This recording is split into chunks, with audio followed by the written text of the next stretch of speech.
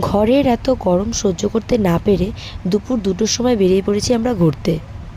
এত গরম আর ভালো লাগছিল না জন্য চলে এসেছি আমরা পাহাড়ের দিকে।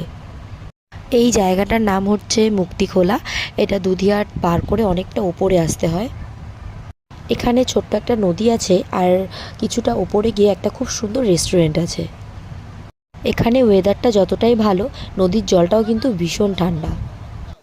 এখানে আমরা কিছুক্ষণ বসি, তারপরে আমরা চলে আসি ওপরের রেস্টুরেন্টটায়। এই ভিউটা রেস্টুরেন্টের ওপর থেকে। আমরা ঠিক নিচে ওই পাথরের ওখানে বসেছিলাম নদীতে, আর এটা ওপরটায় রেস্টুরেন্টটা কিন্তু ভীষণই সুন্দর। ফটো তোলার জন্য আর ভিডিও বানানোর জন্য কিন্তু জায়গাটা বেস্ট। এখানে চাইলে নাইট স্টেও করা যায়। আমরা এখানে আসার পরে আগে আমাদের খাবারটা অর্ডার করে দিই, তারপর আমরা জায়গাটা ভালো করে ঘুরে দেখি।